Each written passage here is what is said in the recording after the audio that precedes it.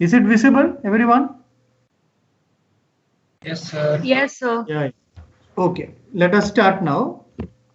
Okay, so before starting the current topic, okay, let me brief out what we have taken earlier. Okay, the previous class. So previous class we have done with regard to this conceptualized model of your digital communication system, and then we went on to the Gram-Smith orthogonalization procedure. So in Gram-Smith orthogonalization procedure, we have seen how to represent a signal. That means if I have a signal, how to represent in terms of its basis functions. And we have went for the stage one, we have derived all those steps, and we have worked out one example problem also. One student actually had a doubt that what was that binary symbol over there. Okay, let me clarify that doubt now, and after that I will proceed to the class.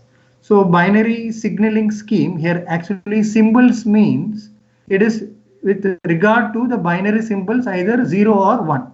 Okay, so that is what you mean by a symbol. So you are going to emit a signal, either it going to be 1 or 0, or it can go for any quaternary signaling scheme also. It can be either 0 0, it can be 0 1. Yeah, Please turn on the recording. yeah, 1 minute.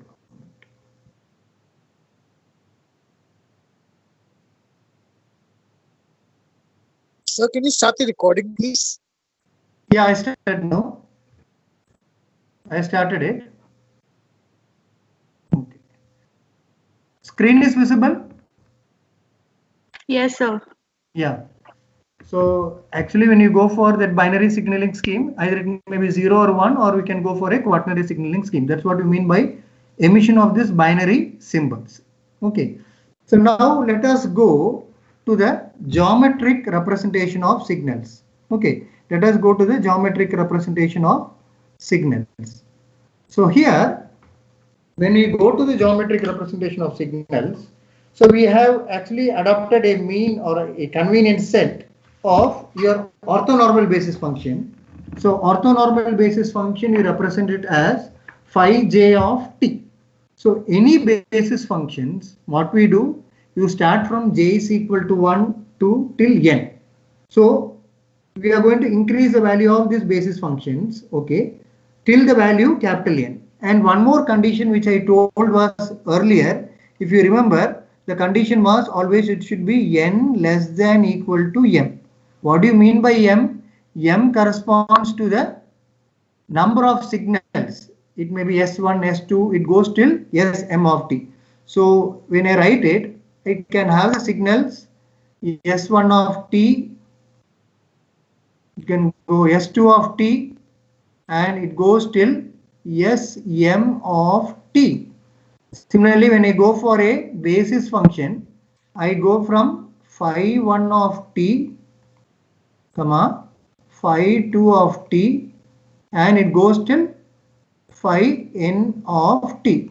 So n less than equal to m. Always the basis function will be less than or equal to the number of set of signals.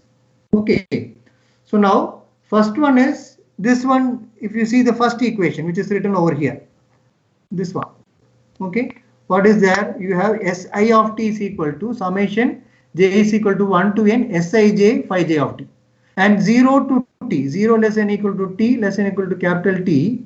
Actually it corresponds to that bit interval. It corresponds to the bit interval. Okay. So now your Sij, which I have, if I want to compute this scalar quantity Sij, for that to compute we have Sij is equal to integral 0 to t Si of t phi j of t dt. So if it is going to be S21, for example, if it is going to be S21, okay, we want to calculate this scalar quantity S21. So what happens in the integral? We need to take it as 0 to, we need to write it as capital T. We need to write it as capital T over here. And I need to write it as S2 of t. Okay. So first subscript in S21, that first subscript stands for the signal. So I write it as S2 of t. And second subscript which you have over here, it stands for the basis function. So here what I have written, S2, 1. So that 1 corresponds to the basis function. Okay. So what is the basis function? Basis function is corresponding to phi 1 of t dt. So this is how you compute that particular coefficient S21. So that's why we write in generalized, we call it as some I and j, Sij. Okay. So now this is the just a pictorial representation. So in this first signal you have Si1 written over here. This is Si2 and it goes to the last one. Now I have this basis function. So in this current example, I have taken n equal to m. In this example, I have taken a value n equal to m. Okay. So that is why in this last one, it is given as Sin. Okay. So n can have the condition, n less than equal to m. So I have taken a condition n equal to m. So here the number of set of signals and the number of basis functions are equal. So we are multiplying with each basis function. So now finally what I get Si of t.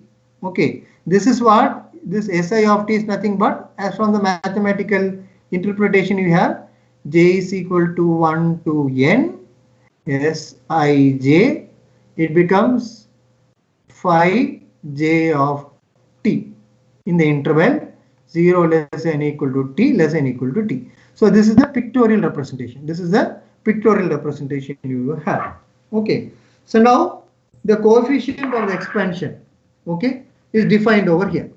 Now the next step what we need to do is, we need to each signal in the set Si of t, okay, will be completely determined by the vector of its coefficient. That means I have Si, you need to put in the form of a matrix. So what are all the coefficients I have?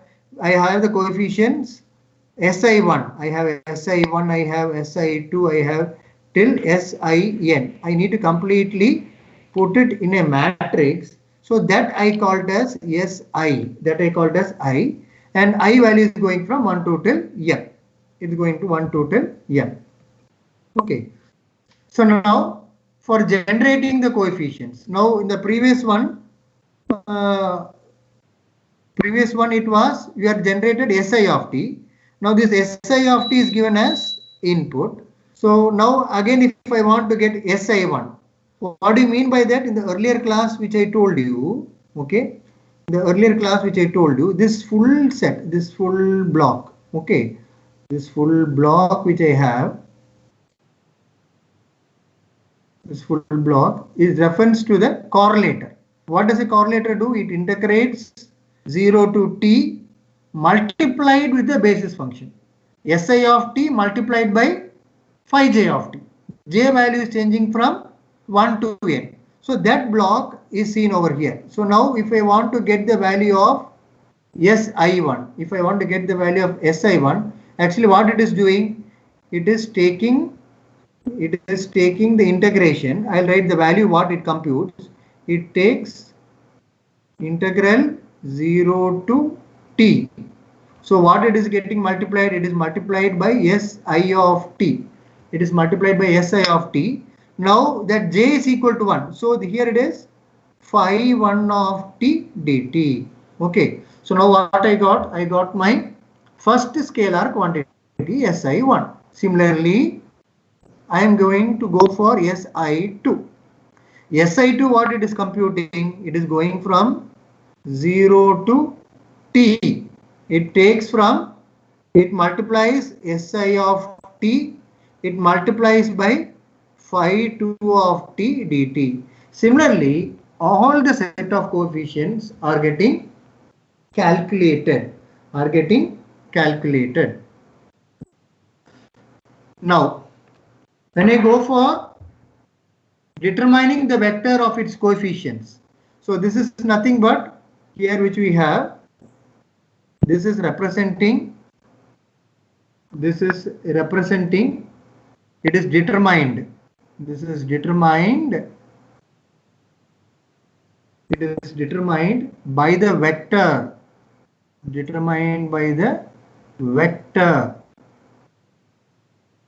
of its coefficients. of its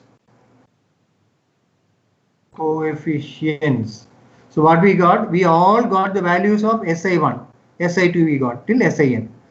So for all set of signals, I is equal to 1 to M. Okay. So now the vector SI, okay, the vector SI, this is called as the signal vector. Okay. Some had a doubt, what is a vector? This one is called as the signal vector. SI is called as the signal vector. So what we do, we are extending ourselves the notation of a 2 and 3-dimensional Euclidean spaces to an n-dimensional Euclidean space. So accordingly, we visualize the set of signal vectors. So signal vectors are ranging from I is equal to 1, 2 till m. So all these are defining to a correspondingly to a set of m points in this basis function, using this basis function. So this n-dimensional Euclidean space, what is it? N, capital N. This n-dimensional Euclidean space is called the signal space. Okay, that's what I written over here. If you see over here, that's what the explanation I was given for this line. So it is an n-dimensional Euclidean space. This is called as your signal space. So what we do over here, this you can see one diagram. Okay, so this diagram, it is actually visualizing the set of energy signals. Okay, it is actually visualizing the set of energy signals. Now in this example which is taken, this is illustrating this example. Okay, here this example which is taken, okay, it is actually a two-dimensional signal space. It is a two-dimensional signal space, but how many signals are there? S1, S2, S3. So total number of signals is 3. So M is equal to 3. Then how many basis functions you have? You have two basis functions, phi1 and phi2. So I written N is equal to 2. Is that clear, everyone? So that's how you are representing the signal space. You are representing the signal space. So now n equal to 2 corresponds to two basis function, phi1, phi2. M equal to 3 corresponds to three set of signals, S1, S2 and S3. Okay. So if you see, I can represent S1 in terms of a coordinate, system. Okay. So these coordinates will be representing in terms of these two basis functions. So in an n-dimensional Euclidean space, okay, we can introduce some new parameters, the length of the vectors. Okay, we are introducing a parameter, the length of the vectors, and what are the angle between these vectors, the length of the vectors and the angle between the vectors. Okay, so now what we do, we denote the length. We can also call length of the vector or norm of the vector. We can call it as length of the vector or norm of the vector. So we can call it as length or norm of vector. Length or norm of vector. Okay, of a signal vector, of SI. So that is given by the symbol, this one, norm of SI. That is why in this equation, if you see, okay, in this equation, if you see, we written norm of SI squared. So what does it represent actually? The squared length of any signal vector SI is defined. Okay. The squared length of any signal vector SI is defined to be the inner product or dot product. Is defined to be the inner product or dot product of SI with itself. Inner product or dot product with itself. That's why SI dot product is SI. You are having that SI squared. That's why it is becoming squared length. So again I repeat, this squared length of any signal vector is defined to be the inner product or dot product of Si with itself. That's what you mean, with itself. So we are taking the condition for n equal to 2 or 3, we can go for anyway. So now norm Si squared, we wrote it as Si comma Si. So there I write it as Sij squared. So these are, what is this Sij? These are the elements of Si. Sij are the elements of Si. Okay. So for large values of n, okay, so for large values of capital N, this length is defined the same way. So that's why we are telling. So then come to the angle. Actually, how to define the angle? The cosine of the angle. Okay. The cosine of the angle between two vectors is defined as the inner product of two vectors divided by the product of their individual norms. Okay. So if I take the cosine of the angle, if I want to find out the angle, how do you do it? You have to, between these two vectors, it is defined as the inner product of two vectors divided by the product of their individual norms. Okay. So that is the cosine of the angle between the vector Si and Sj. So again I can write, if I want to write this definition in the form of a equation, how do I write it? I can write it like this. So I can write it as, let me include it over here. There's little bit space. Okay. So Si comma Sj, this is equal to, it is the inner product between the two sets. What we have inner product? We have Si comma Sj. Okay. Divided by the, what was given over there? What did I tell? It is divided by the product of what? The individual norms. So how do you write the norm? Individual norm. You divide it. Divided by individual norm. So norm of Si and norm of Sj. So what we are getting? We are getting the cosine of the angle between these two. So if I see these two vectors, Si and Sj, if I find these two vectors, Si and Sj, they are orthogonal. So if you see, they are orthogonal. So they are orthogonal. These two vectors are orthogonal, or I can tell it is perpendicular or perpendicular. When it will be orthogonal or perpendicular? Can anyone tell me? When this condition will be satisfied? When this condition will be satisfied? On what condition? When Sj is the basis vector. When? Sj is the basis vector. No, we can tell that. You just tell me mathematically how will you do it? When it will be perpendicular? Sir, when the dot product is perpendicular, zero. What happens to the inner product? Si Sj 0. Dot. Correct. That means Si and Sj, their inner product will become 0. Okay. So this will happen when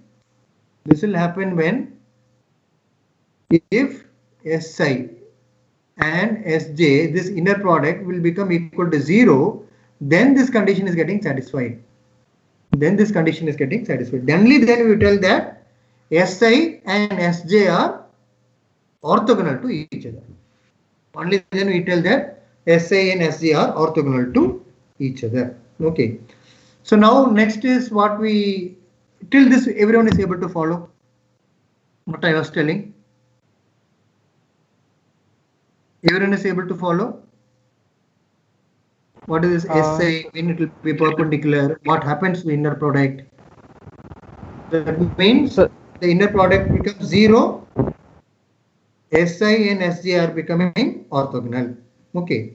Now we need to go for finding out the energy of the signal. These are all the mathematical interpretations. These are all the basic functions I want to let you know. Now let us go. How do you find out the energy of the signal? Okay. This is what I was telling. here I wrote as a statement. In this one, I wrote as a statement over here that the proof I was telling it, I was writing it mathematically. So now I have to compute the energy of the signal. Okay. So if I want to calculate, for example, if I take I equal to 1, if I want to calculate energy E1, okay, how do I do? I take 0 to T, okay, this I is equal to 1. So we are calculating S1 squared of T dt. Okay. So in general, if I want to calculate EI, the energy of the signal, okay, you are going to take 0 to T SI squared of T dt. Okay. How did I get this step? What I done this step? Because you already know, okay, how do I represent it? I'll go to the previous slide. If you see here, what you have over here, this is SI of T. Now if I want to change a variable, I can write SK, means here also I have to write it as K. So SI of T is given, summation J is equal to 1 to N Sij phi j of T. Okay. Now I am writing that equation over. Excuse me, sir. Yeah, tell me. Sir, in the last slide, where Yeah. there were 3 signals, S1, S2, and S3, where you took the cosine, Yeah, the inner right. product. Ah. So there you took Si and Sj. So here J could be anything, na? It J should can from be one- any value represented. Yeah. Sir, J. Ah. It's not See, from for 1 example, to n in this case, na? yeah, tell me. Tell me. So Proceed. there, Yeah. so like in this example, there are 2 basis vectors, that is n equals to 2, Okay. and there are 3 signals, which is S1, Yeah. S2, and S3. That is n Yeah. equals to 3. So where you took the cosine, the inner product. So there you have written Si comma Sj. So Right. here J can also be equals to 3, right? It can be 3 because we are computing either it can be between S1 and S3 or it can be between S1 and S2 or Yes, S2 so, and S3. So I'm confused because in the previous slide we took J from 1 to n. Yeah. That's I was confused. But in this particular example, I have taken only for three sets. See, if I want to get, for example, I want the cosine angle between S1 and S2. Okay. How do you find out? The inner product between S1 and S2 divided by the inner product between S1 and S2 divided by individual norm. Which is the individual norm over here? Which one I can calculate? S1, and this will become S2. I'm getting between these two, angle between these two. Okay, that's how the angle is getting calculated. So which inner product you will take? Is that clear? Yes, sir. Am I clear? Yes, sir. Thank you. So it's good if you interact like this. It is becoming more interesting. You can interact. And we'll come back to the energy itself. Yeah. Now, from where did I take this formula? Can you just tell me? This is coming from Sij phi j of t. And if I want to write, this is representing some, see in the previous slide. Let me go. If I want to write it as,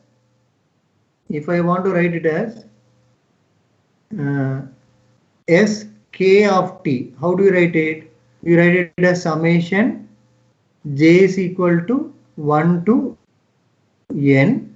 Here you write Skj, isn't it? Am I clear? Skj phi j of t. Two different sets of signals, Sk of t. Similarly, I am taking one more set over here. I am taking, because why I am taking one more set over here? What is the reason? What is the reason for taking one more set? Because it is Si squared. So I am taking one more variable, I call it as k, and there I am taking from k equal to 1 to n, sik phi k of t dt. But here I taken j, here I taken it as k. Now what I do, I interchange.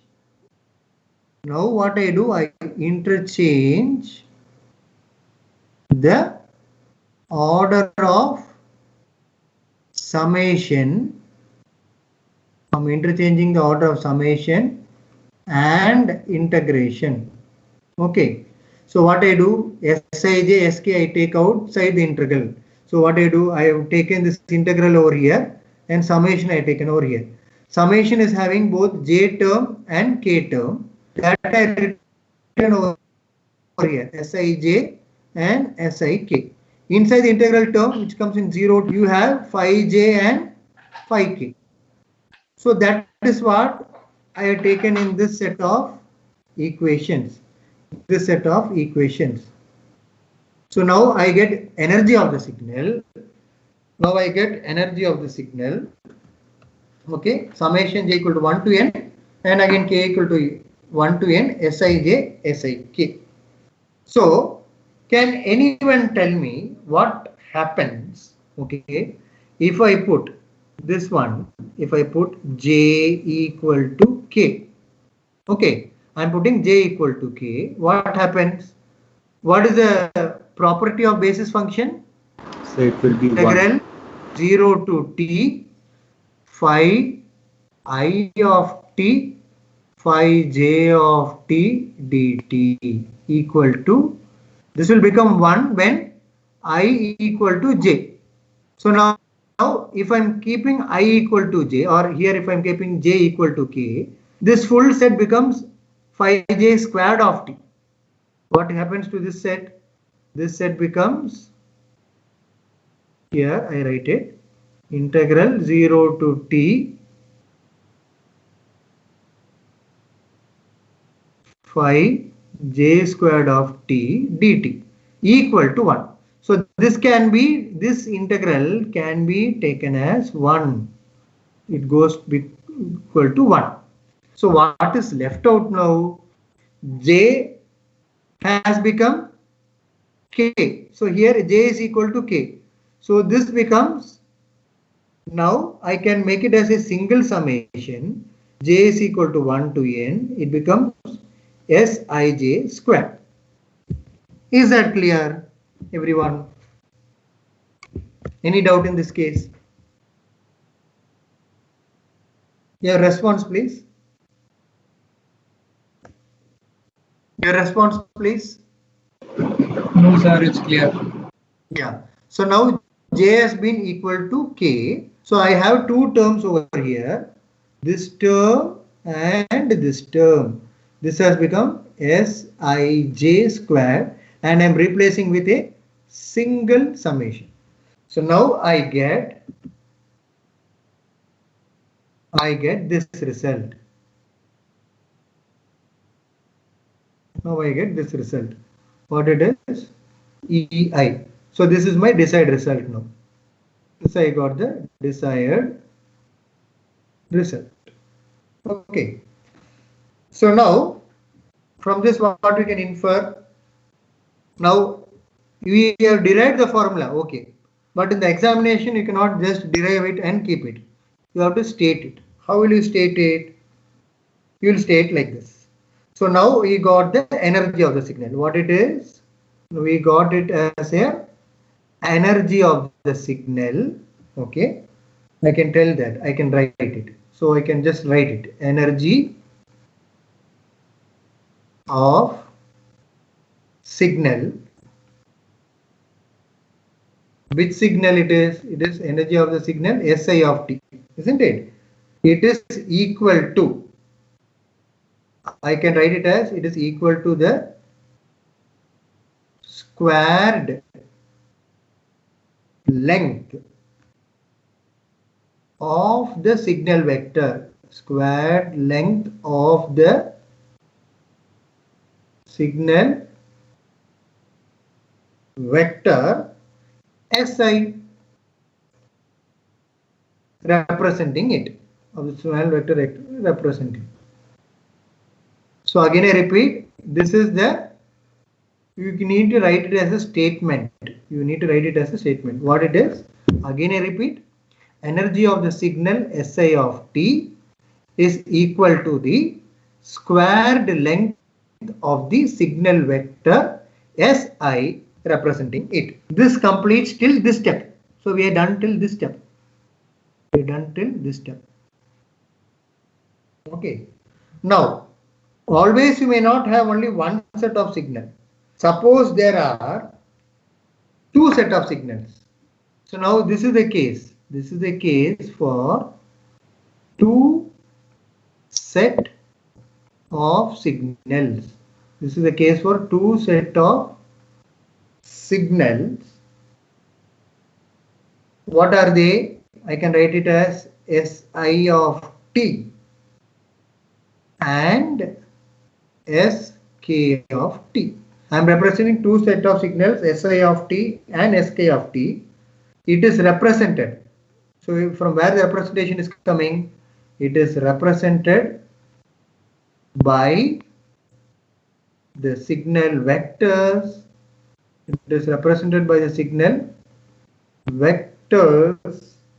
Which are these vectors? Si and Sk. It is represented by signal vectors Si and Sk. So this is coming from the two set of signals Si of t and Sk of t, represented by the signal vectors Si and Sk. So in that case, what happens? The norm which I write here, it becomes Si minus Sk squared. So when I take it Si and Sk squared, the energy becomes like this: Si and Sk norm squared, squared length, Sij minus Skj squared. It becomes Sij minus Skj squared. See, it is somewhat like this. If you go to your, for example, in your lower level mathematics where you studied in +1, +2. For example, if I have a matrix something like this, you can just recall it when you did in your 11th standard or somewhere in 12th standard. So if I have S1 and S2, okay, if I am multiplying like this, okay, so multiplying, you actually, what actually is happening, you take this one and this one is like writing the, this one is like writing the transpose of the matrix. Transpose of the matrix. So that is why it becomes squared. Okay, S1 S1 or S1 S1 itself means it becomes like this. Difference means you are actually taking Si minus Sk, it becomes squared. So it is like writing inner product of two sets, Si and Sk. There it becomes Si minus Sk norm squared will become equal to summation j is equal to Sij minus Skg. So what it is actually representing, as I wrote over here, two set of signals, Si of t and Sk of t. So your integration, I am writing in terms of summation, and here I can also represent in terms of your continuous time representation. This is your discrete time representation. In discrete time representation, you write Sij minus Skj squared, whereas in continuous, what do you write? Si of t. It is representing this set of signals, Si of t, Sk of t. That's why we are writing like this: Si of t minus Sk of t squared. So what it is actually called, very important, Si minus Sk is called the Euclidean distance between the vectors. It is called as a Euclidean distance between the vectors. So this Si minus Sk, the Euclidean distance between the points. Which points? Represented by the signal vectors Si and Sk. Is that clear, everyone? Any doubts till this point? The explanation?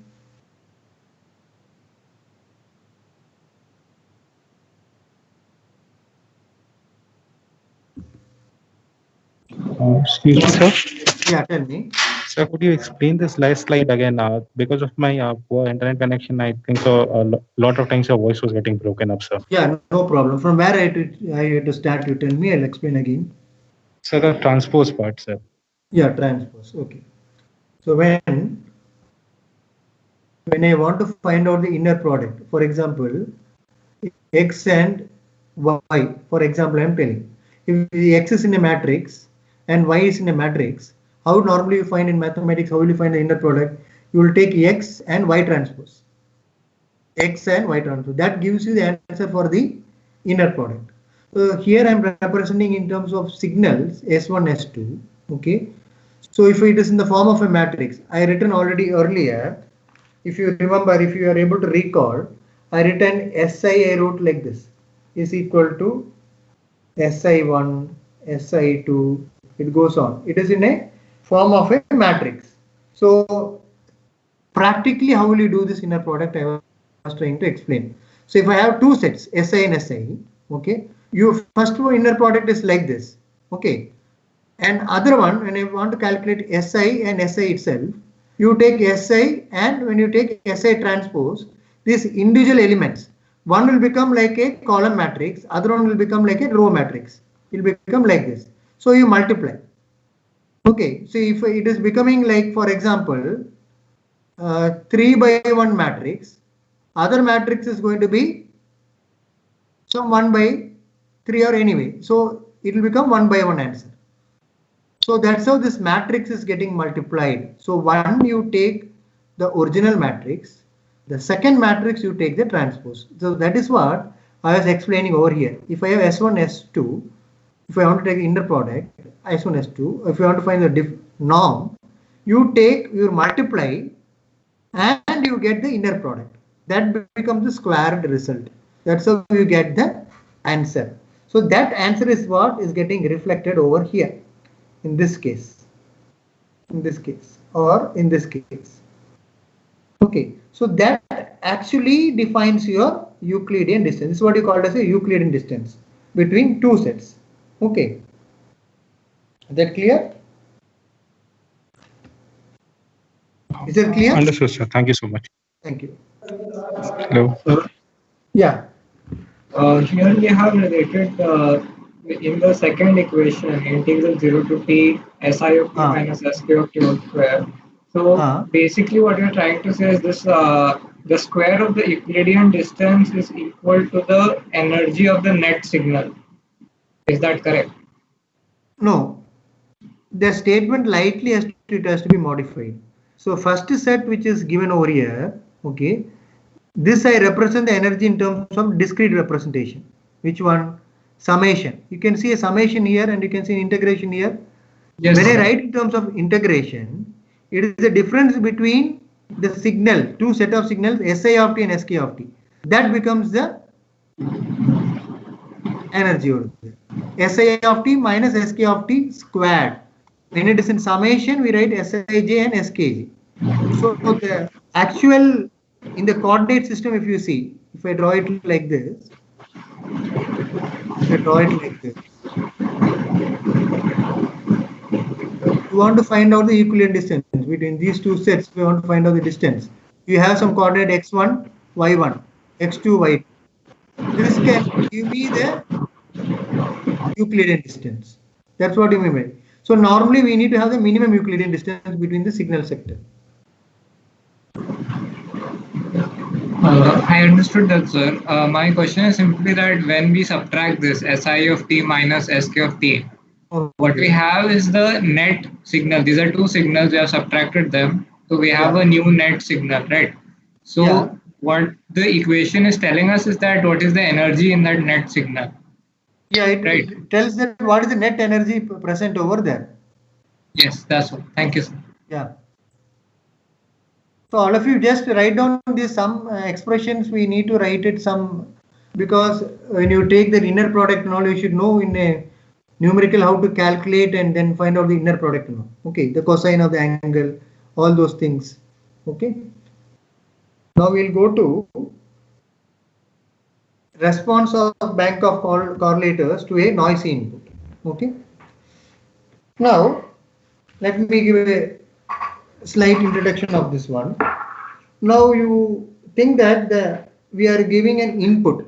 We are giving an input to set up some bank of n product integrators. I'm having some n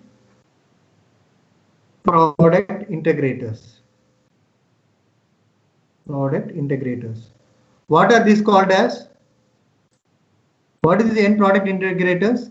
What did I tell in the earlier slide? Correlator. When you integrate, you take the signal, multiply with a basis function, that effective term you called as your correlator in that block. So it is also called as your correlator. Okay. So if you take the input to the bank of n product integrators or correlators, okay. Now, if it is not the transmitted signal, in case I received some set of signals, in this example when you see, I am taking an example where we assumed that it was a signal. We got a signal, but we don't know whether the signal has been added with noise. So now we are seeing what happens if noise would have been added to this signal. Okay, so in that case, if noise would have been added to this signal, what would have been happen? Instead, you have a received random process of what? Of an idealized AWGN channel. Then I cannot write it as SI of T. SI You plus would W. have got, pardon? SI plus W. Yeah, so then I am writing it as X of T. I don't know. So it is SI of T plus W of T. So now I am not assuming I got this SI of T here. I am thinking that X of T would have gone. X of T has gone over here, and from that set I am going to calculate the coefficients. In that case, what would have been happened? That is the analysis which you are seeing over here. So X of T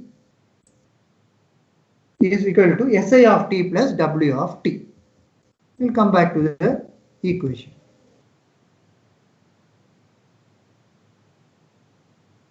So the received signal here is given by SI of T plus W of T. And every time when you write an equation, students, please take care. You need to write this interval always. 0 less than equal to T less than equal to capital T. I ranging from 1 to 3m. Many times we find that they just write like this and you omit this part. Please take care to write this 0 less than equal to T always, because this basis function, everything we are taking the integration, everywhere we are calculating within this limits 0 to T.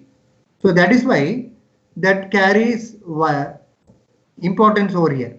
Okay, that particular criterion plays a vital role. 0 less than equal to T less than equal to capital T, I equal to 1, 2, 3. Yeah. So now I'll again repeat. So this X of T is a received random process. So X of T is the received random process. So this is the received random process. Now what is W of T?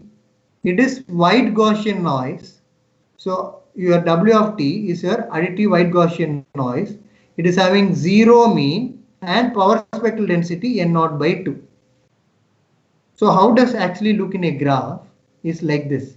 If you take the PSG graph of white Gaussian noise, you will have a value like this, n0 by 2. Okay, that is what is happening over here.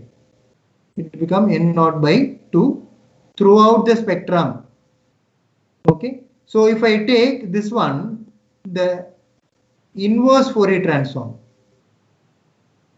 For example, this just, it is not there just for an analysis I am telling, just for your understanding. If I take the inverse Fourier transform, how do you think the signal will be? Impulse. Yeah, how do you think the signal will be represented? This is a straight line, it is spread throughout the spectrum. Okay, this is a PSD of what? PSD. of white Gaussian noise. What happens when you take the inverse Fourier transform? What will be you are getting? How will be my graph now? Anyone? N impulse at 0. So What it is? I didn't get it. N impulse at 0. An impulse. What does that impulse be having the value over there? What will the value at t equal to 0? So it is n0 by 2 del of t. Clear? Is that clear, everyone? So when I take the inverse Fourier transform, what function you are getting? What function is this? n0 by 2 del of t. What it is? This is the PSD. What you are getting over here in this one?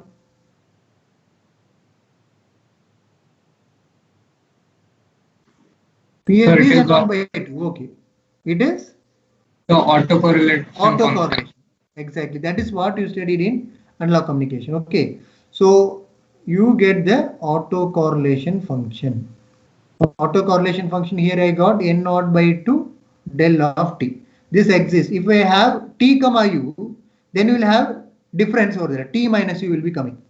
Okay. If it is placed over here somewhere at this function, so it may be some t minus u. But here it is existing at t equal to 0. So when I take the Fourier transform of the autocorrelation, it is your power spectral density. Okay. That's what you know it. Always, mathematically speaking, autocorrelation function will be having a peak at t equal to 0. Autocorrelation function will be having a peak at t equal to 0. Okay. So that is what you mean from this line. This explanation I was giving for this line only. 0 mean and PSD n0 by 2. Now we'll come back to our derivation itself. Now I want to, yeah, tell me. Sir, what is n0 here? N0 by 2 here, it is nothing but it is the value for it comes from the thermal noise concept. Okay, thermal noise when you take, when you are going to calculate the noise everywhere, okay, the power and all, there we write it as n0 by 2. Because you are getting n0 by 2, it is a PSD. At any frequency, it is going to be n0 by 2. That's why it is flat. It is like a DC line, if you see. Thank you, sir. Now we'll come back to our derivation itself. We want to find out the output of each correlator. Okay. How do you do it? Again, I'll come back to the diagram. Okay.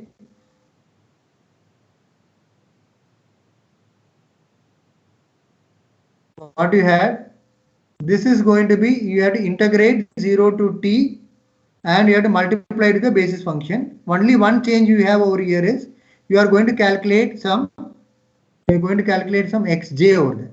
Fine. So what does it consist? You need to multiply with the basis function, each value, and j value is going from 1 to till n. So that we are mathematically representing over here. So what do we have? What is the signal which is fed over here? X of t. So it is not Si of t, okay? X of t, because we are taking a case where this bank of correlators is given with a noisy input, okay? So now this X of t is given here. It is multiplied by phi j, the correlator.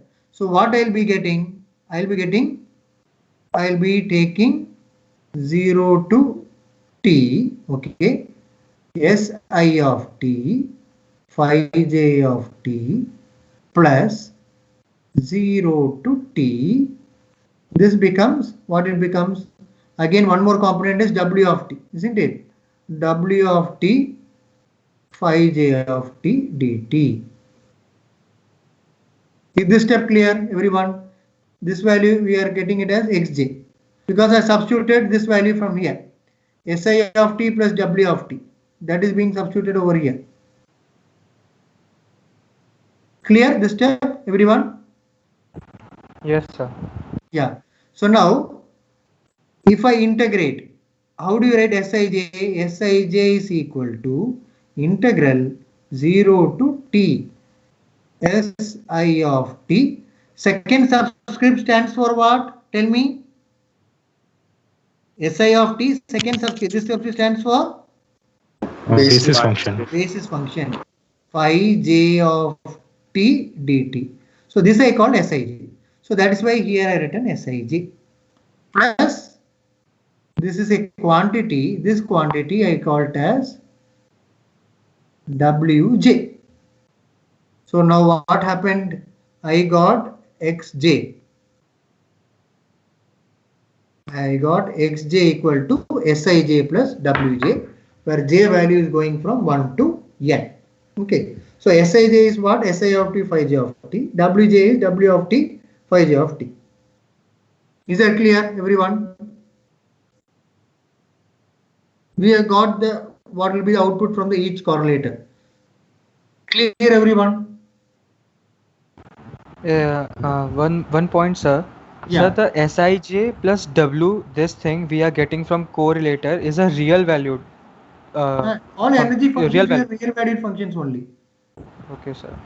We are taking real value signal only. That's what from the starting itself, when you take S1 or S2, you consider as a real value signals. With that assumption only, we are carrying ahead with these things. Okay. All are real valued signals. For example, the case which we discussed earlier in Gram-Smith and all the signals were real valued signals only we are taken. The example which is solved. Okay. So here also we are taking the same case. So you get Xj equal to Sij plus Wj. Now we go to. So this is the case which I was telling. What is the value for Sij? Sij, and what was the Wj? Now this expression, if you want to consider, if I take x dash of t, if I want to consider a new random process, you have to define. This is the definition which you write. Okay, this one. It is a definition. What we write it? We write it as, if you are considered a new random process. If you consider a new random process, x dash of t, which is a new pattern x dash of t,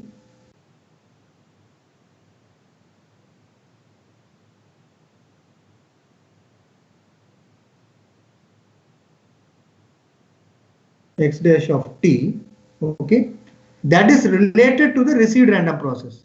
So which is a received random process? X of t. X dash of t is a new random process. So how it will be related? We are just writing it. If I want to go for further iterations, if I want to go for, then we write as a new random process x dash of t. How it is related to the received random process? So I write as x of t minus summation j is equal to 1 to n xj phi j of t. It is just a definition. We are just stopping it over here. What it is. Now our care is to find out from here, after this steps everything, we need to go for calculating the mean and variance. Now come back to the original slide. Okay, earlier slide. Here what we got? Xj. Xj is equal to Sij plus Wj. Now I want to calculate the mean. Mean we write it as Mxj. Okay, so it is called as the expectation of Xj. Xj already we defined. Xj is Sij plus Wj. What is Wj? It is given here. Integral 0 to t W of t phi j of t. Okay, that is the function which is given. And Sij is Si of t phi j of t dt. Now, when I write expectation of Sij, okay, when I write expectation of Sij, okay, so now actually what we are finding to do is, it is implying that the mean value of the jth correlator output xj depends only on Sij. I repeat, the mean value of the jth correlator output xj depends only on Sij. Why? Because when I write it as expectation of Wj, when I write it as expectation of Wj, what was the earlier thing which you wrote for a wide Gaussian noise? It is an AWGN channel. AWGN channel has zero mean and PSD N0 by 2, zero mean. So expectation of Wj will go off to 0. This will go off to 0. So what will be representing it? You will be getting mxj is equal to Sij. So I repeat what it was I told. It implies that the mean value of the jth correlator output xj depends only on Sij. That means what we written over here mathematically, mxj is equal to Sij. So next one, this we found out mean. So what all we found out now? I'll just write out. We found out mean. Next I have to find out variance. This is for calculating the variance.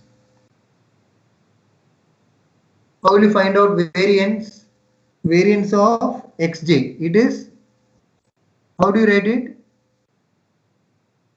It is writing, if you take, it is like expectation of, you have some xj minus what do you have, mean, the whole square. When you write expectation, we have to calculate the variance, some xj minus mean. How much is the mean we got? Earlier we got your mxj equal to Sij.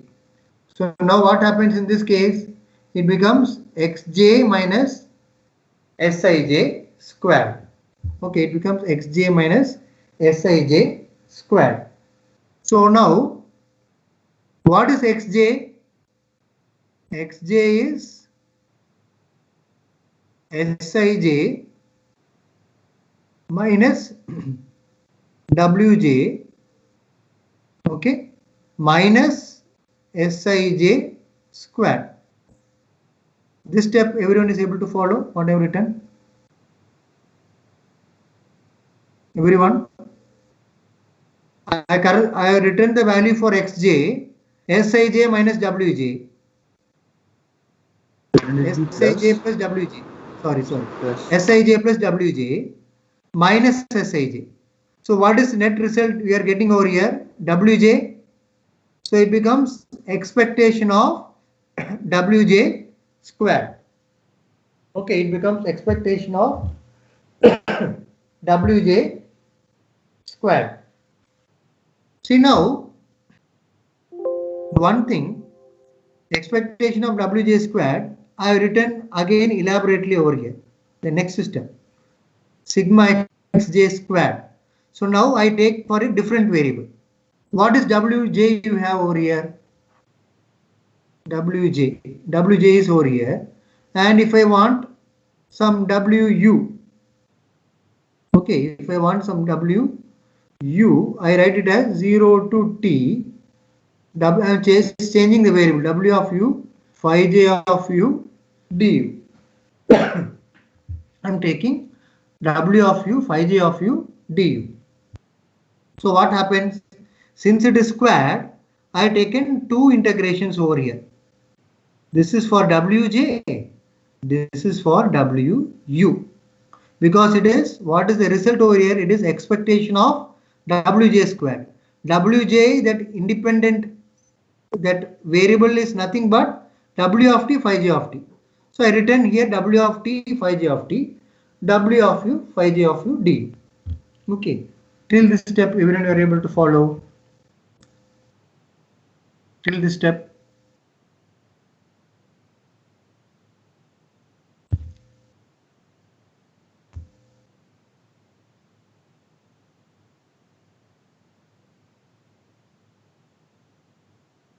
You are able to follow till this step?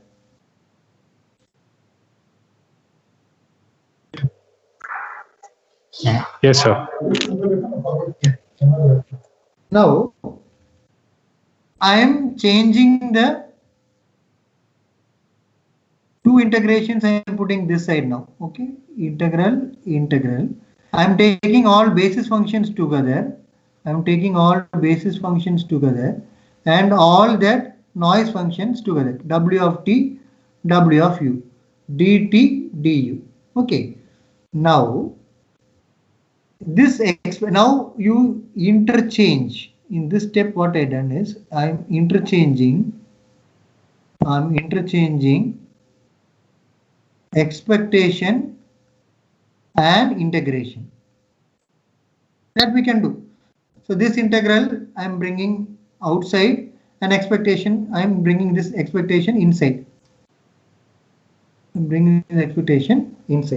So what happens? 2 integral phi j, and this is also phi j. Okay. So what it happens over here? Phi j of t and phi j of u, and expectation of w of t, w of u. What it is?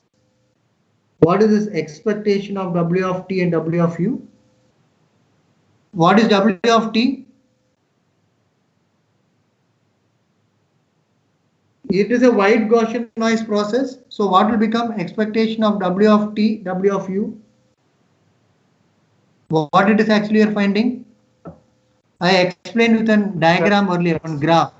What was that graph? Correlation between. Yeah. So you are actually finding out the autocorrelation. So autocorrelation function of the noise process. We are actually finding out the autocorrelation function of the noise process. Just go through 1 minute.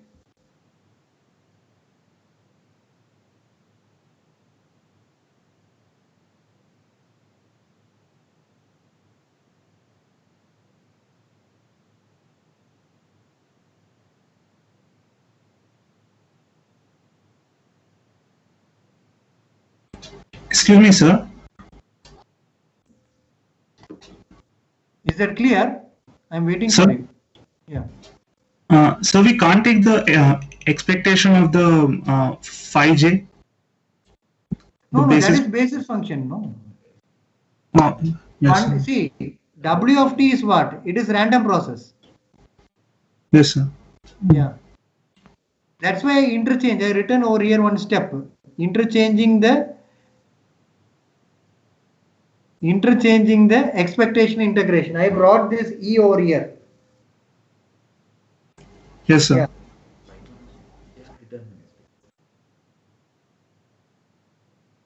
Just see just go through till these steps, then I'll proceed. Just go through.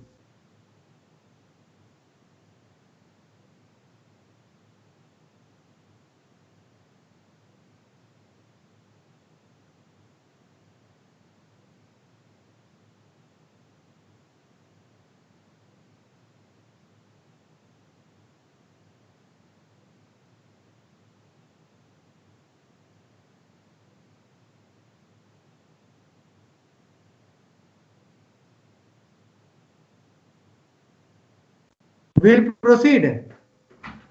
Your response, please. I'll go to the next one.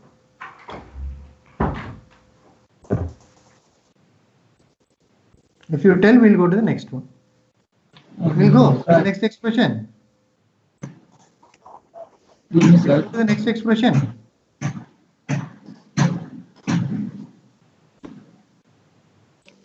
Excuse me, sir. Yeah, tell me.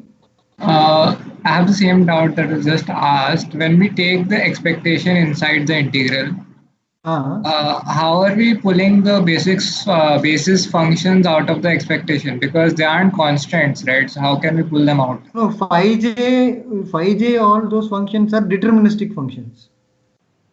Okay. So expectation holds good for your random process. So that's why I separated it out. Integration and expectation. So, sir, when we do this variable change that we have t and u, regardless of what variable we are inputting, we are not going to change the value. So we pull them out. We pull it. Yeah, definitely. Yeah, got it, sir. Thank you. Any other doubt, students?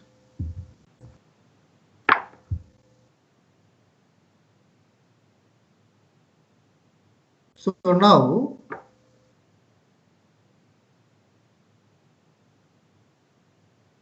this expectation of W of T, W of U. Okay. Expectation of W of T, W of U. Okay. That is called as an autocorrelation. Okay. We represent it as RW of T comma U. So RW of T comma U is called as the autocorrelation function of the noise process W of T. RW of T comma U is an autocorrelation function of the noise process W of T. So now, noise is stationary or not? Can you tell me?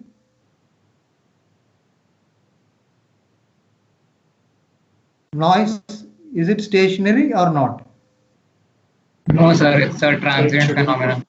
It shouldn't be there. No. It is stationary. Okay. Noise is stationary. So in that case, what happens to autocorrelation? If it is stationary, what happens to the RW of T comma U? Excuse me, sir. It becomes to the difference between these two. Okay. It is a time difference. So in this case, when you take, we are actually calculating the, here, I'll write it. We are calculating the time difference, which is T minus U. It is calculating the time difference T minus U. So what happens to RW of T comma U now? What will be the result expectation of that we wrote it as RW of T comma U? What is that result becoming? It's still a noise function where that noise is existing N0 by 2. It is existing at the difference T minus U. Everyone, where it is existing RW of T comma U. It depends on the time difference T minus U. So RW of T comma U, okay, is N0 by 2 del of T minus U. Okay. So if it becomes, if T is equal to U, what it becomes? What will be my graph for this? My graph will become this N0 by 2. It is existing somewhere at this point. Okay, this is the difference where the T minus U is coming. So RW of T comma U is N0 by 2 del of T minus U. So this del of T minus U, this is called as a direct delta function, or it is called as an impulse of a unit area at which place it is existing at T minus U. It is existing at T minus U. And one more thing, what happens to this function? Phi j of t into phi j of t. If I make t equal to u, if I make t equal to u, what happens in this case? Answer will be 1. Yeah, it becomes integral phi j squared of t dt. So it is having a unit energy from a property of orthonormal basis function. If I equal to j, then that particular case is becoming 1. So what will be left out now? So it becomes, yeah. So it becomes RW of t minus u, the autocorrelation. It is a direct delta function, or it is can called as an impulse of the unit area which is occurring at t minus u. That's what I was telling in a graph. It is existing at somewhere at this point. Okay, this N0 by 2. Earlier, when it was a single stationary function, it was existing at this point. Now, if you take it, occurs at the time difference t minus u. At this function, it is existing. So now, it becomes t equal to, I am taking, it becomes 5j squared of t, because you have 0 to t, 5a of t, 5j of t dt is equal to 1 for I equal to j. So what happens effectively to the mean? Mean is becoming, the variance is becoming sigma square xj for all j. So now the variance is becoming sigma squared xj is becoming n naught by 2 for all j. So this is what we get a simple result now. This is what we get a simple result. So what actually it means, we'll write it like a statement. Okay. Definitely after one mathematical analysis, we'll just write like a statement. So this shows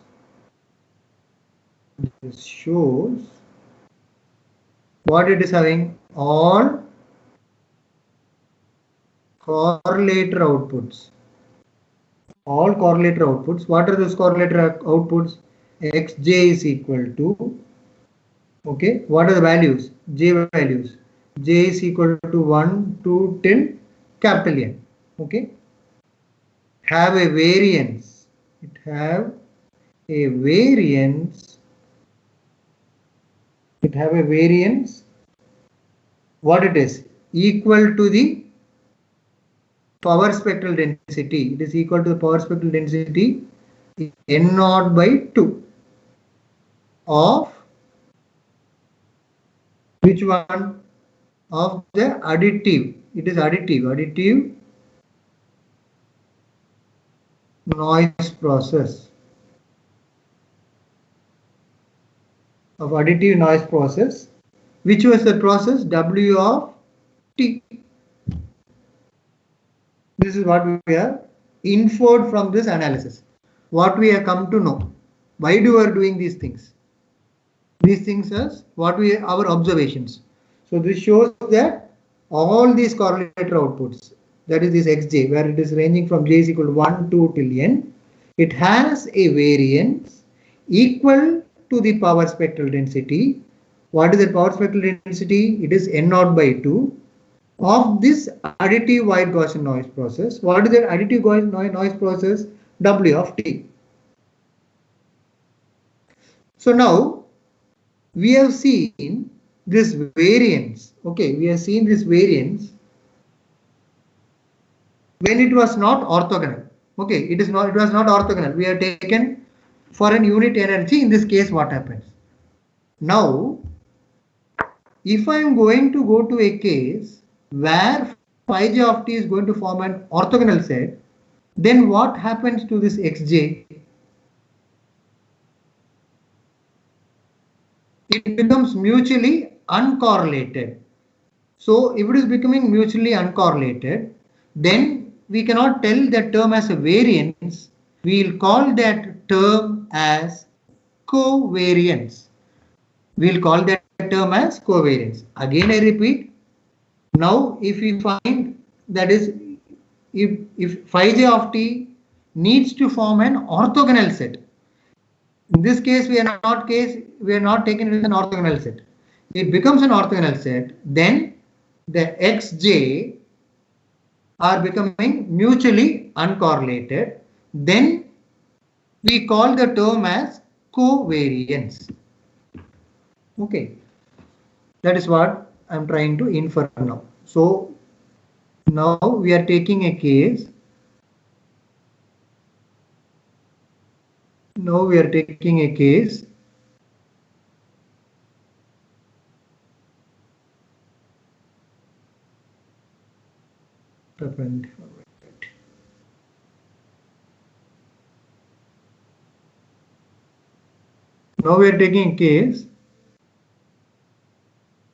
orthogonal set where xj are mutually uncorrelated. So this term we call it as your, what we call now. Now we will not call it as your variance. We will call it as your covariance. That's why we write it as, you're calculating your covariance between xj and xk. Is that clear? We are calculating between xj and xk. Earlier we are calculating sigma xj squared over there. But here we are totally taking two different terms, xj and xk. These are mutually uncorrelated. So now what I do, I write it as separate steps. Expectation of, I write it as E of, I write it as xj minus mxj and xk minus mxk. This one I am taking a value. So now what is mxj? We already found out. Mxj, the value is Sij because the mean has become equal to Sij. Similarly, this is k, so this I write substitute it as Sik. Till this step, everyone you are able to follow? Till this step, everyone is able to follow? So can you explain one more time? So my connection went off. Yeah. Now the earlier slide we are dealt with the variance. Okay. So there the basis functions were not orthogonal case were taken. If it is becoming orthogonal, that means xj are mutually uncorrelated. Then we are going to write down the term as covariance between two set of random processes. These vector outputs xj and xk. So xj minus mxj and xk minus mxk. So what happened to the mean value which I calculated in the earlier slide? I'll just go to the earlier slide. Here we have calculated it as Sij, isn't it? So I need to substitute this expression over there.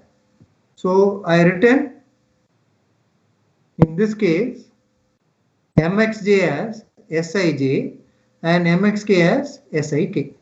So I rewrite it in this particular term as xj minus Sij, xk minus Sik. Is this step clear? Yes, sir. Okay. Now, what is xj equal to? Earlier we written this equation, if you remember, we wrote xj is equal to Sij plus wj. Okay, so from here wj will be equal xj minus Sij. So this one, this particular term, I am substituting it over here. Clear? So xj is equal to Sij plus wj. So from that particular term, wj will become xj minus Sij. Similarly, xk minus Sik will become wk. So effectively, what you are doing now, you are calculating the expectation between wj and wk. Now again we'll go back to the integration. We already written what is wj. You see over here. This particular term.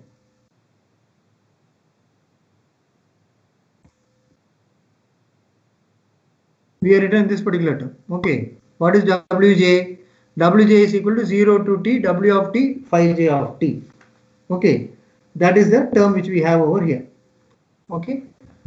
So that I am substituting it. That I am substituting it. Where I am substituting it? I am substituting it over here. What is the term? W of t, phi j of t, and other one is k. I am writing here as phi k. So I am taking it as a different variable. Here I took it as t. Here I am taking it as u. So w of u, phi k of u du. So two integral steps I got. Now I got two integral steps. Okay. Now what I do, as I did in the earlier one, I am interchanging. What I am interchanging? I am interchanging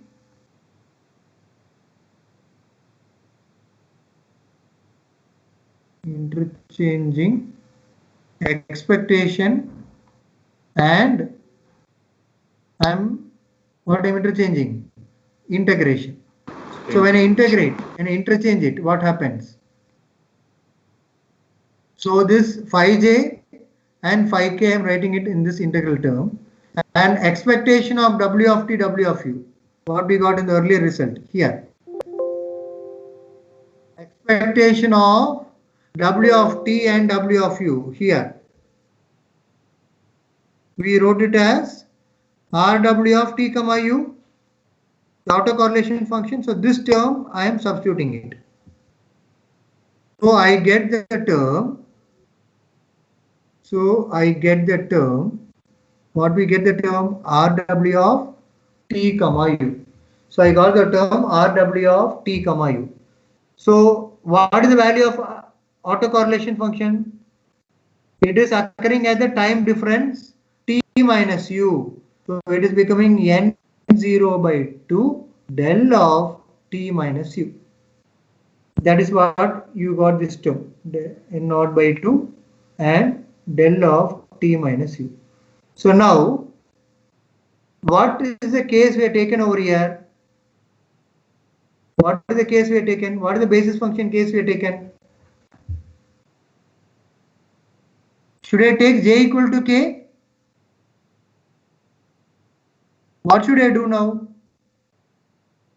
It is what set we are assuming now when this covariance has emerged? Anyone tell me?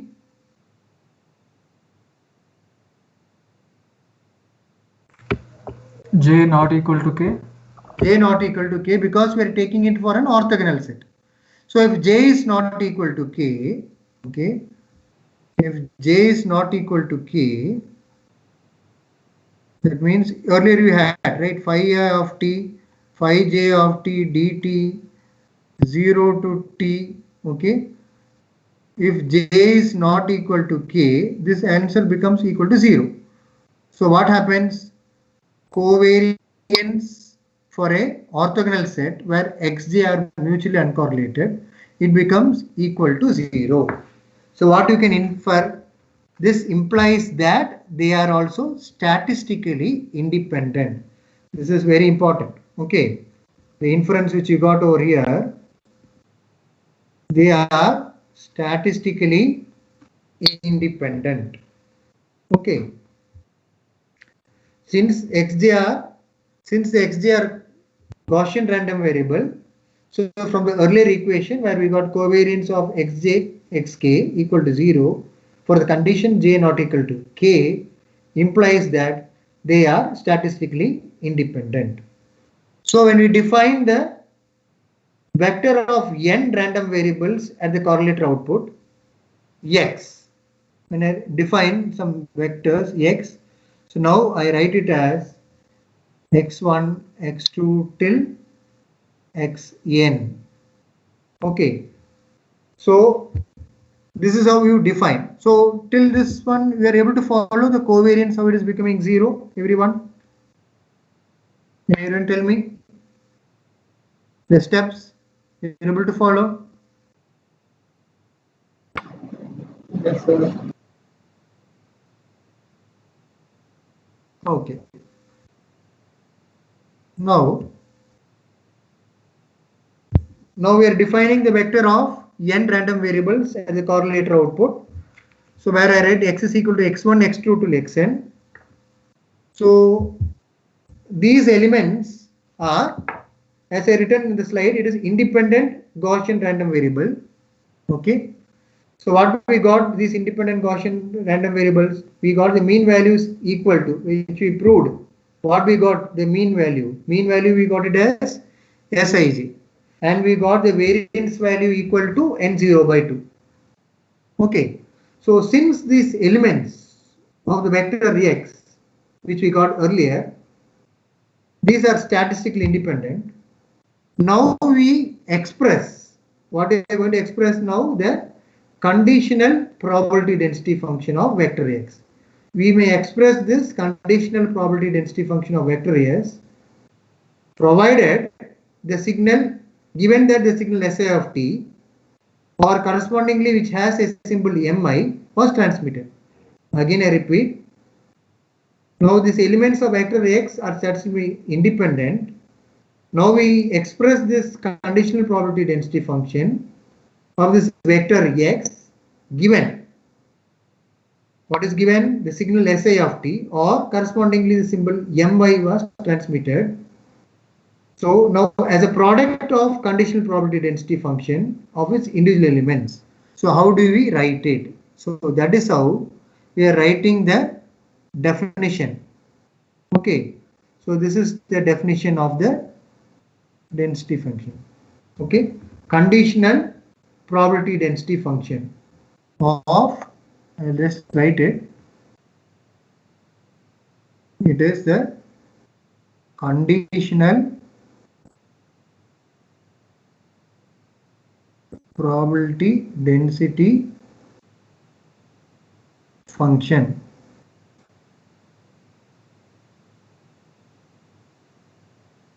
It is a conditional probability density function. Okay. Given signal Si of t, or corresponding the symbol Mi was transmitted. So now this symbol which you find,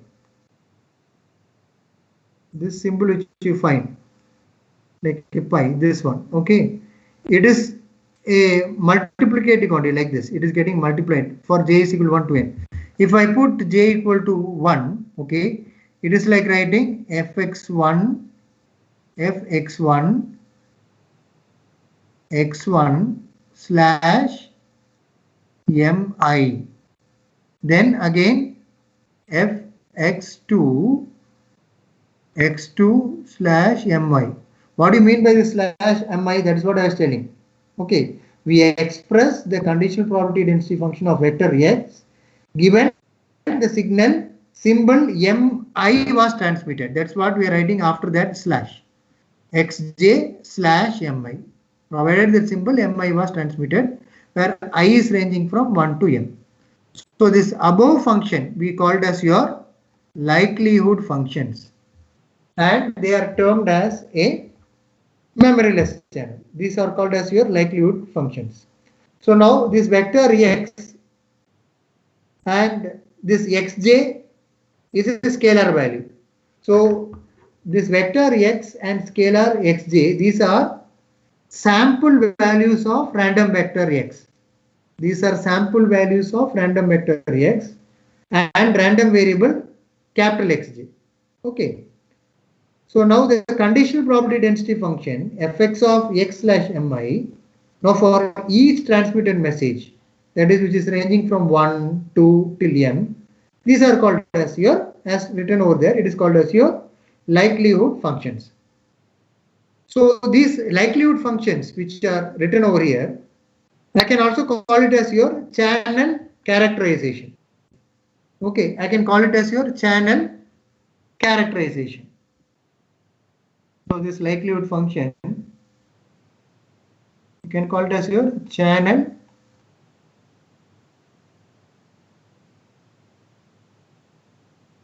characterization. Okay, so any channel where the likelihood function satisfy this equation. Okay, any channel which satisfied this equation fx of x slash mj, okay, it is called as your memoryless channel. That's why we are calling it as your memoryless channel. Now since each xj, what is that xj, which is a Gaussian random variable with mean Sij and variance n0 by 2, then we can write what we can write this function. I'll just take that function. This function I can write it like this: 1 by root pi n0. This is the definition which we have. 1 by root pi n0 exponential minus 1 by n0 xj minus Sij whole square by. Actually, in your mathematics books, okay, it would have not been given Sij, it would have been as mu. If you recall, in the earlier mathematics as you've done, it would have given as minus 1 by n0 xj minus mean. Okay, so mu. So this mean is equal to Sij. So we write it as xj minus Sij the whole square. So that's why it becomes fxj of xj slash mi, provided symbol mi was transmitted, 1 by root pi n0. So the same function Now I'm writing this function. I'm substituting it over here. I substitute this function in this function, 5 value function. So what happens? This you have, this function which you have, let me take this function which you have, okay, it is actually 1 by, this is, you have root pi n naught, isn't it? I write pi n naught, okay, to the power of 1 by 2, pi n naught to the power of 1 by 2. Okay, so now how you got this function pi n naught to the power of minus n by 2?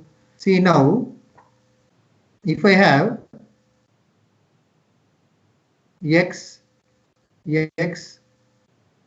this we write x squared. If I go till x, it goes till n values. How do you write it?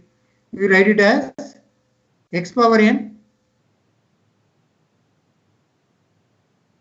You are able to follow? If I have 2 values of x, you write x squared. 3 values of x, you have write x cube. So to the nth value, you write x to the power of n. Am I clear, everyone?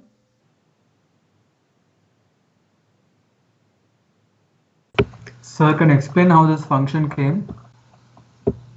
Yeah, this function, it is from the Gaussian distribution we are writing it. That proof is not necessary, only we are stating that function. That's what I was telling. From the Gaussian distribution, okay, you write it as 1 by pi n root pi n naught minus 1 by n naught xj minus mean the whole square. This is the formula. So for that mean, I am substituting it as Sij. So you write it as fxj of xj slash mi. You write it as 1 by root pi n naught exponential minus 1 by n naught xj minus, in place of mean I write it as Sij. Okay, so now this function which I have, how this function came is, you got 1 by pi n naught to the power of minus 1 to the power of 1 by 2. I take it to the numerator. Okay, when I take it to the numerator, it becomes pi n naught to the power of minus 1 by 2. So like that, how many terms are there? You have pi n naught to the power of, again one more minus 1 by 2. Okay, you have n terms. So if I have n terms, so this function I write it as pi n naught to the power of minus 1 by 2 to the power of n. So this term which you have, okay, let me bring that term. That is what is getting reflected over here. Pi n naught to the power of minus 1 by 2. Now, how you got the summation? Everyone is able to follow? Why the summation came now? Can you tell me?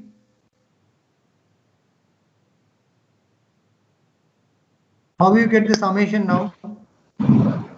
Exponentials are multiplied, so yeah, if I have e power a, e power b, you write it as e power a plus b.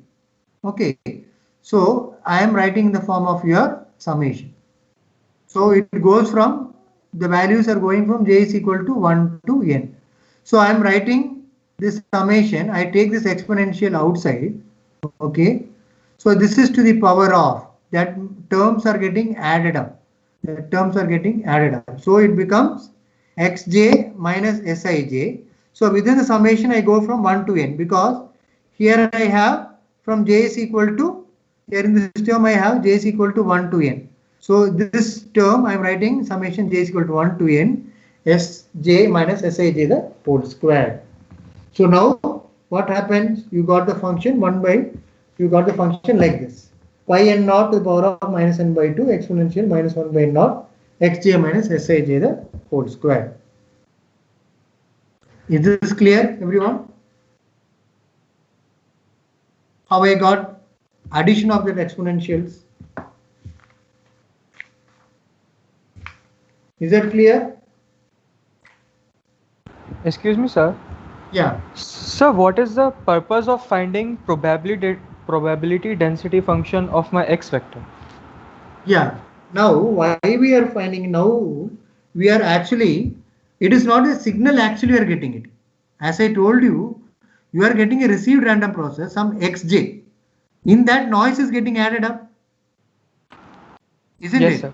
So Yes, sir. whether there we have a probability of error, we are determining. Okay, this helps in calculating the probability of errors. Actually, in the receiver side, we are guessing whether symbol 1 is received or symbol 0 is received.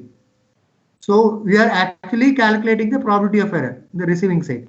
So for that, these likelihood functions play a vital role.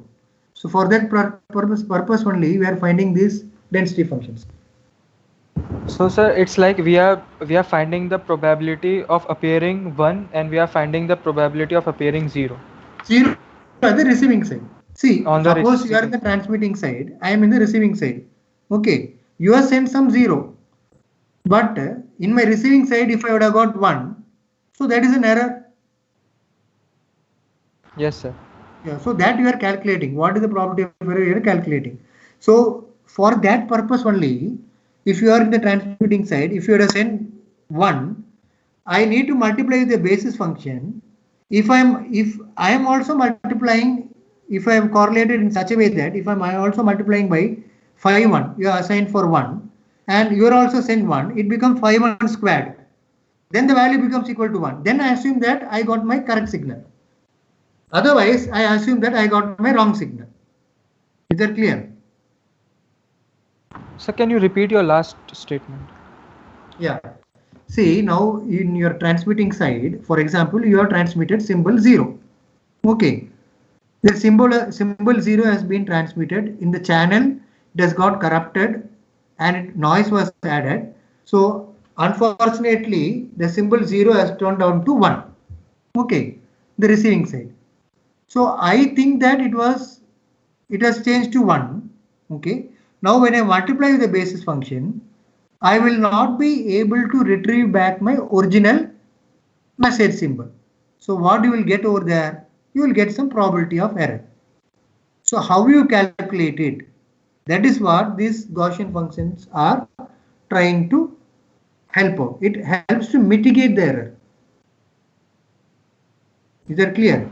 That's why you tell that it should be coherent. Both the transmitting side and the receiving side should be coherent. Actually, the message point has been shifted in your signal space from one particular point. When vector is getting added, the noise is getting added, the received signal point is getting shifted. So those things you can calculate based on the probability of error. Is that clear? Yes, sir.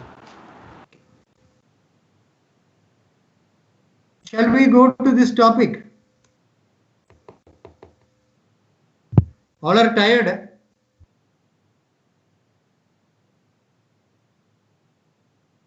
Shall we go to the next topic? What is your preference? You tell me.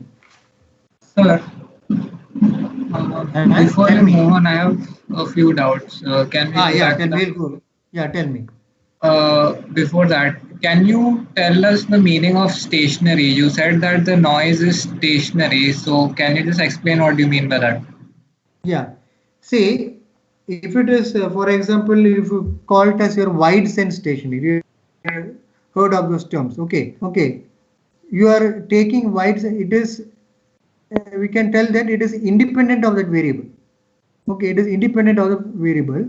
Then in that case, you called any random process to be wide sense stationary. So in the example which I told, this example you would have seen where I would have got that autocorrelation function Rw of t comma u. So there I wrote it as the noise is stationary. So if the noise is stationary, what happens actually? It becomes a time difference there. Okay. So you are plotting at that particular time difference. So where that Rw of t comma u depends only on the time difference. So that's how we call it as your wide sense stationary process. Okay, sir. And once we have that autocorrelation function, we say that it is n0 by 2 delta of t minus u. And now I have a mathematics doubt here in the integral. Now this delta only exists. For example, right now we are taking u is equal to t. So this Yeah, tell me. Yeah, we are taking u is equal to t here in the previous integration that we were Yeah, doing. because that becomes 5j squared there. Yes, sir. So my doubt here is that this delta only exists at the origin, but this phi of j can exist anywhere. Yes. No, So phi j is your deterministic function. We are calculating that expectation of random process. We are calculating that expectation of random process, okay, at that time difference, E of W of t and W of u. So that becomes RW of t comma u, the difference you are calculating, n naught by 2.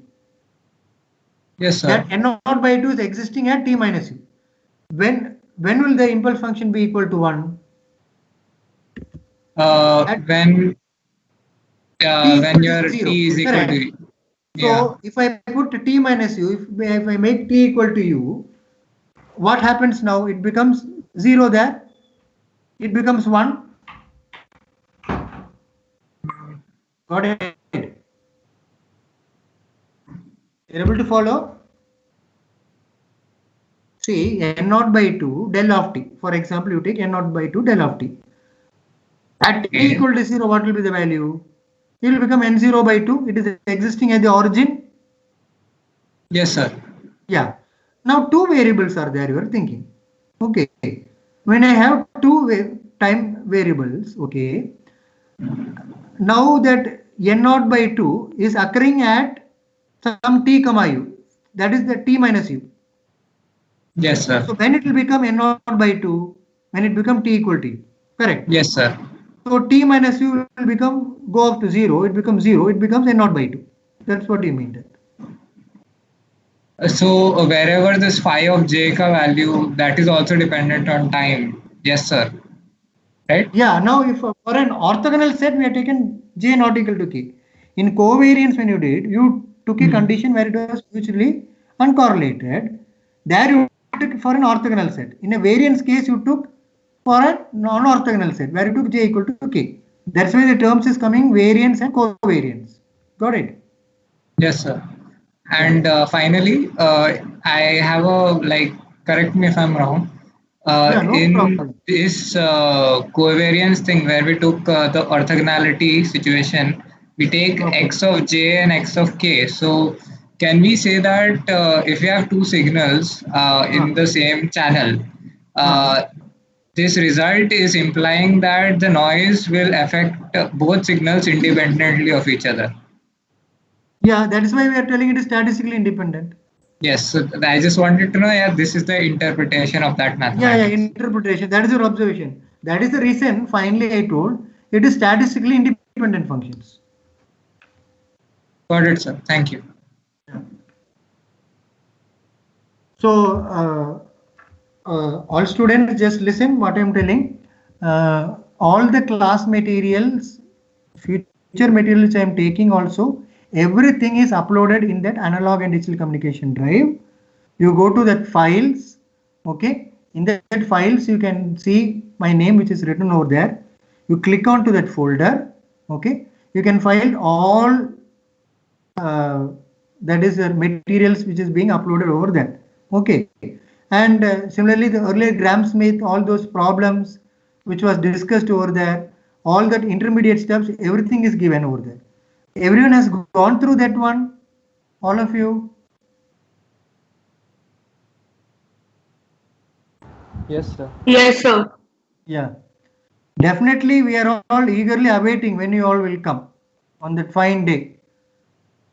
Okay.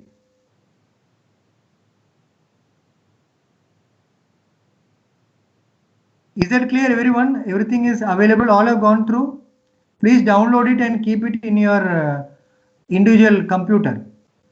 Okay. All have downloaded and kept that materials.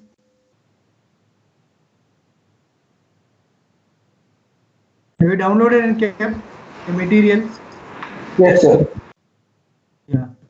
Yes. So is it fine? Everyone is able to follow? I think today's class I went very slow. I think so. This speed, if I go, then I'll be taking more number of classes. Okay. You have any class after 5? You have any class after 5 o'clock? No, sir. Should I extend? Should I extend? You like to extend or you want to stop? Should I extend? Should I take some more, which if you want to like further? Or you want to relax? Is it fine, everyone?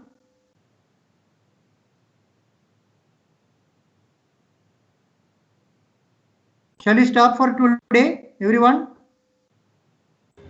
Yes, sir. Yes, sir. Okay. All of you, it is clear, everything? All the concepts? Yes, sir. And one more thing, this digital communication is full of mathematical analysis only, okay? So just with a block diagram explanation, it may not be sufficient. We need to go through this mathematical analysis, okay? Either you take a signal processing subject DSP, a filter design, or when you go for digital communication, mathematical analysis is necessary. So all these steps, intermediate steps, I shown that which are in the materials which are uploaded in the site for you. So any reference, you please go, and if you have any doubt, please be free to ask. Don't hesitate at all. Is that clear, everyone, students? Yes, sir. Yes, sir. Okay. Thank you, everyone. Thank you. Thank you very much. Thank you, sir. Thank you, sir. Thank you, sir. Thank you, sir. Thank you, sir.